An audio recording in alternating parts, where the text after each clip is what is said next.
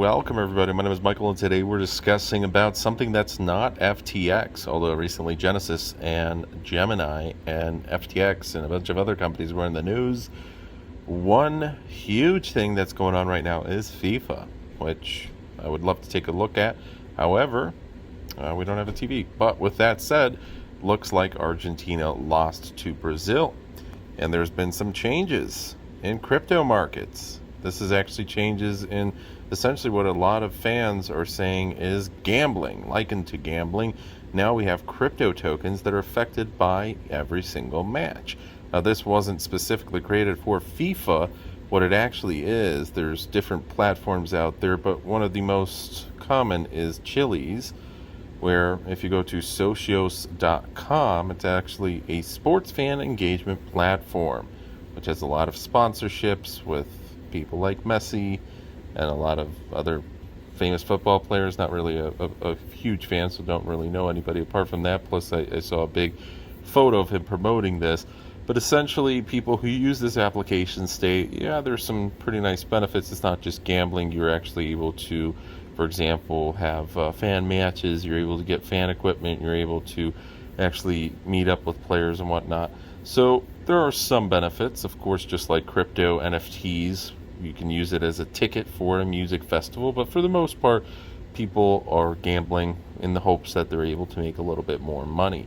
So there's thousands of these tokens, and two that are huge right now are the Argentine Football Association Fantoken and the Brazil national football team, and then you have Spain. Both of these two have not played yet.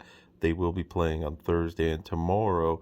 With Argentina, it went down 27.26% because they were previous champions. They had much better odds, incredibly greater odds than than Saudi Arabia. They lost to Saudi Arabia, where Saudi Arabia had 1,000-to-1 odds of winning the entire tournament. Argentina has one of the best football players there is, and I don't know much, but we do know that Argentina, Brazil, and Spain, these are great teams.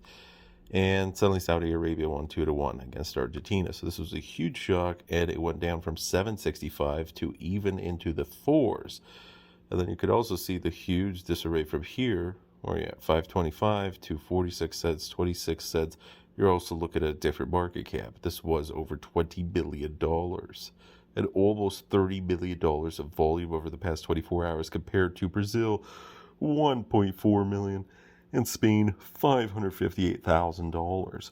So there might be other fan tokens out there where, based off of FIFA results and based off of who wins the World Cup, you might be able to make some money. Again, this is mainly gambling here, but there's been some interesting things in every single FIFA Cup. For example, right now, home team Qatar lost their first game. See, that's it.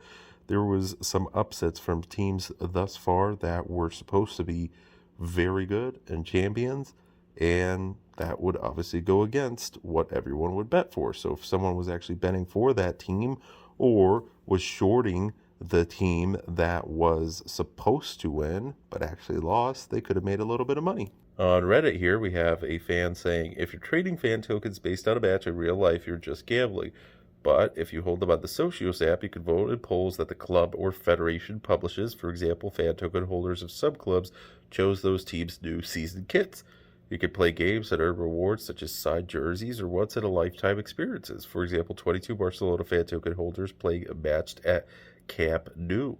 They are used for fan engagement and experiences. Generally bullish on fan tokens and Chili's as a sports fan, and there's a lot of value in this. Essentially, you have another casino on your hands here with FIFA. Not to mention, if you go on Netflix, if you have a subscription, there's a whole documentary about how FIFA was bought out by Qatar, and plenty of great YouTube documentaries, and I totally believe that was the case. So there's a lot of controversy with FIFA just in general, but this adds another level to it. It's just going to the casino, except for crypto degenerates who already are risking everything they can, if they still have anything left outside of FTX. Now, what's interesting on top of this is if you actually bet for Saudi Arabia, not Argentina, you had 23 betting odds against you. 23-1, meaning if you bet $100, 90 minutes later after the game, you won $2,200. If you bet 1,000, that's 22 grand right there. Now, I'm sure probably very, very few people actually bet for Saudi Arabia, unless you were a degenerate gambler, but maybe those people won, and you won big. And we're in the Christmas spirits already. Santa is chilling over there. We just have to put the bulbs on. Woohoo!